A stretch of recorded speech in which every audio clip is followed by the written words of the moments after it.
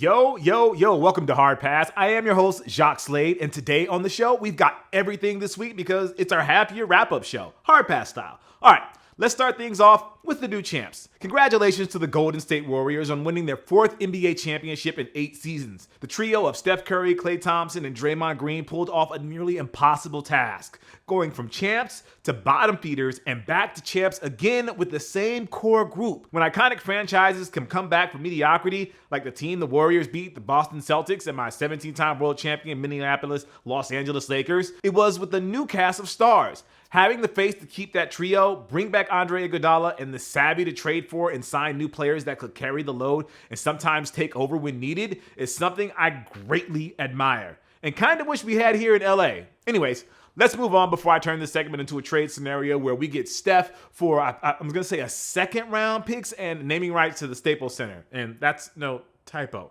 I know modern basketball sneakers don't get the respect and the sales that they deserve anymore because we have moved on to more casual fare. But I can't help but wonder what this finals will do for the sneaker legacies of its star players and not just on the Warriors. There are several Celtics players who might have changed their trajectory of their sneaker journeys by showing up and showing out in these finals. I mean, my man Alex Caruso signed a multi-year deal with Anta a few months after winning a title. We love the GOAT here on the Hard Pass, but the clout you get from a finals appearance is undeniable. All right, let's start with everybody's favorites, Draymond Green and Marcus Smart. Look, I'm not the biggest fan of the Draymond and Dennis Rodman comparisons because they are totally different players. But what they do have in common is that they are the highest profile players to rock Converse kicks in the finals since the days of Bird and Magic. I don't foresee Converse selling out of the BB Jet sneakers that Draymond wore, but maybe he could get a one-off signature sneaker before he calls it a career. Meanwhile, Marcus is young enough that he could get that type of short signature shoe run with Puma if Boston continues to make deep playoff runs and he accumulates more Defensive Player of the Year nods. Next up is everybody's favorite, Klay Thompson. Here's a thought. Has Klay Thompson been more viable for Anta than Dwayne Wade has been for Li Ning? I mean, even though he's been retired for a few years now, man, that makes me feel so old. D-Wade is still building up his Way of Wade brand, signing bench players of all kinds throughout the league. Meanwhile, Klay just stays winning, man. And if there's one guy who can maybe bridge the gap between US and China relations, it's my guy China Klay. Probably won't be doing those trips anytime soon, but we'll always have the highlights. Speaking of highlights, Jason Tatum had a ton in the finals, but lowlights? Oof. We came into these finals thinking that this might be a coronation for Tatum. He's got a Jordan signature shoe on the way, and he's been wearing wildly creative Air Jordan 36 player exclusives that us common folk will never get a chance to own. But for every moment of brilliance he had in the finals, he had twice as many turnovers and bad shots, which, you know, he's disrespecting the jump man because Michael had 0 turnovers and made 100% of the shots in the finals, according to his fans. It shouldn't hurt the upcoming Jordan Tatum one, though. I mean, at least he's made the finals. Some Nike guys make the conference finals and think that's enough to justify 6 signature shoes. You know 2 guys who should have signature shoes? Jaylen Brown and Andrew Wiggins. Hey, at least Jaylen tried, right? Ye needs to lock him up to a Yeezy exclusive contract like yesterday. Not an Adidas contract, a Yeezy contract. With all the drama that's going on between Ye and Three Stripes, there's a non-zero chance we could be looking at Brown rocking Adidas Yeezys in the immediate future, but switch to whatever the next brand Yeezy teams up with in a few years. Meanwhile, Wiggins already has a shoe deal with Peak, but in between rocking Peaks, he wore taped up Nike Kobe ADs and Air Jordan 36s, and it was all Kobe's in the finals. Not sure where that's headed, but Wiggins likely doesn't care because he can parlay his top-level performance in the finals into a new deal elsewhere when the time's right. And then there was Steph. No, the internet will never let Steph live the Chef Currys down. It's going to take 8 championships, like minimum, before he can actually show his feet to sneaker Twitter again. But for those who don't give a shit about online clout, the Curry brand is going to do just fine. The Curry 4 Flotro will live on as an iconic shoe thanks to a historic performance and a 5-0 playoff record. Whenever it does release, opportunistic resellers will sell them out in seconds and in the hopes of flipping them. And that's fine, really, it's fine. I just want my Curry 9 Cookie Monster care package. It's been almost a year, Steph. Come on, man. Let's start with the Heat Check, where we bring you everything that's dropping this week. As always, shout out to Sneaker News and the Sneakers app for these release dates, thereby absolving myself of any errors. We have the Union Nike Cortez Sesame. It's a sneakers release on the 28th for $130. We have the women's Nike Dunk High Denim on the 29th for $125. The Reebok Answer OG on the 29th for $170. The Air Jordan 1 Low OG Mystic Navy on the 30th for $130. The Nike KD 15 Light Lemon Twist on June 30th for $150. The Air Jordan 36 Low Luka on July 1st for $175. The Air Jordan 1 Low OG Bleached Coral on July 2nd for $130. And then our pick of the week is the Air Jordan 1 High OG Gray Fog on the 2nd for $170. So the official name of this sneaker is Bleached Coral, referencing the hint of light pink on the Nike Air on the tongue and the sock liner. It's like when we call the Air Jordan 11 Concord Concords, even though the purple is fairly hidden.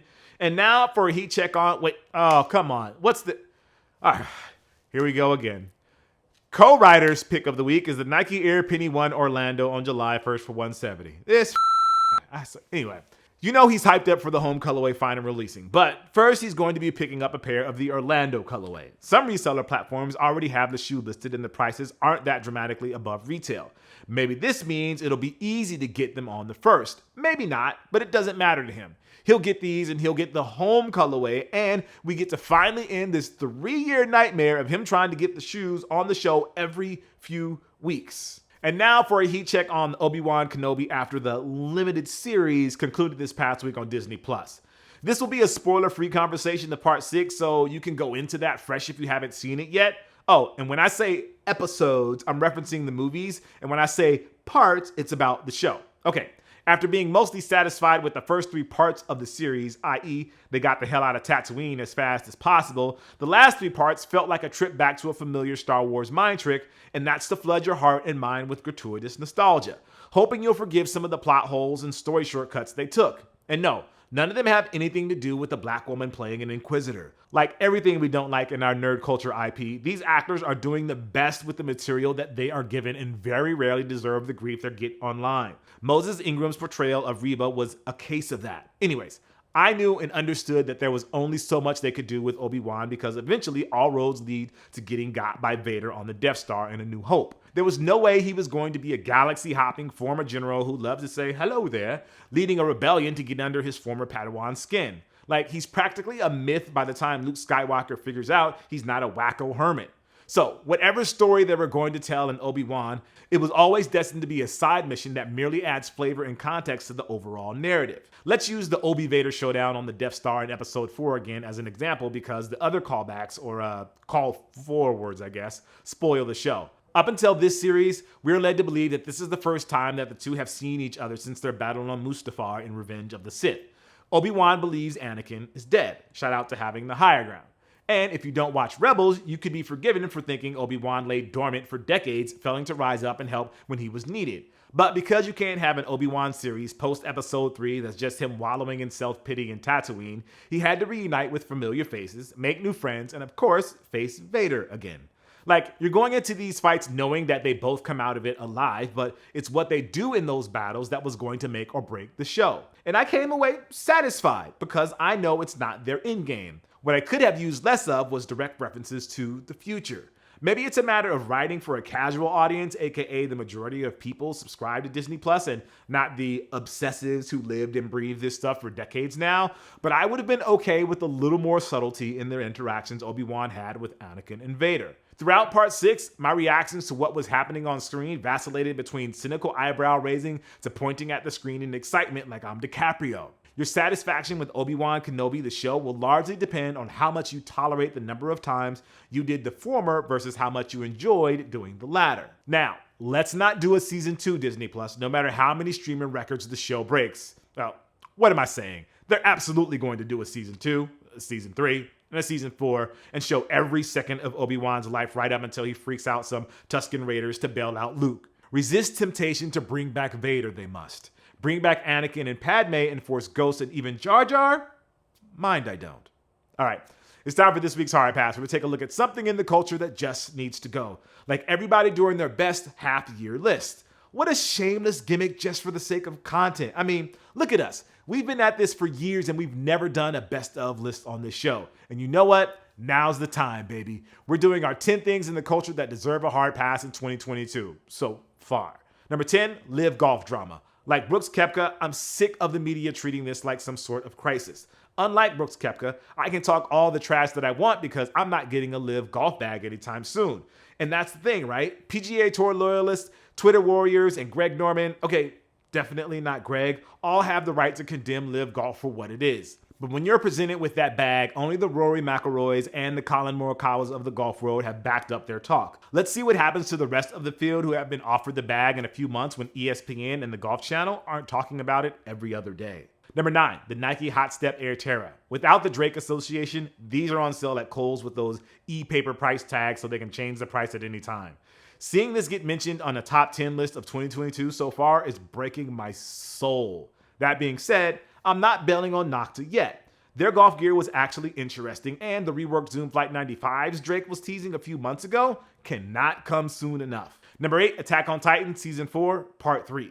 Instead of giving the Hard Pass crew what they wanted last year, basically Captain Levi curb stomping Zeke's punk ass into oblivion, we quickly realized that the show wasn't wrapping up and that there would be a Season 4 Part 2. When Part 2 sidelines Levi, save for a few flashbacks, we shook our head realizing we would have to wait another year for our catharsis. And if you haven't watched the show, yes, Zeke truly sucks that much. Could not give two about Aaron's world-ending existential crisis. Number 7, the Mambacita Sweet 16 Kobe 6 Protro release. Either do a pre-order or flood the market. You had 2 options, Nike. 2.